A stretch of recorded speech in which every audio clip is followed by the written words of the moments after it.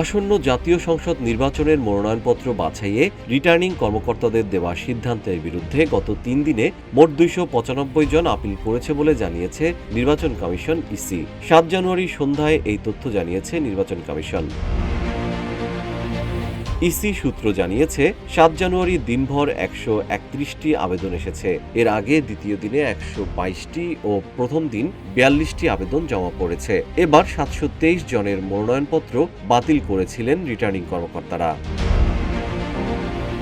২৯ December আসন্ন জাতীয় সংসদ নির্বাচনে ৩০০ আসনের জন্য মোট ২৫৬৮ জন প্রার্থী মনোনয়নপত্র জমা দেয়। ৪ জানুয়ারি প্রার্থীদের মনোনয়নপত্র যাচাই বাছাই শেষে ১৮৪২ জনের মনোনয়নপত্র বৈধতা পায়। এবারের নির্বাচনে ভোটার রয়েছেন ১৫ কোটি। ৩০০ আসনে প্রায় ৪৩,০০০ ভোট কেন্দ্রে ২,৬০,০০০-এর মতো ভোটকক্ষ থাকবে। প্রত্যেক ভোট কেন্দ্রে ১৩ থেকে ১৮ জন আইনশৃঙ্খলা রক্ষাকারী বাহিনীর সদস্য রাখার পরিকল্পনার কথা জানিয়েছে স্বরাষ্ট্র মন্ত্রণালয়।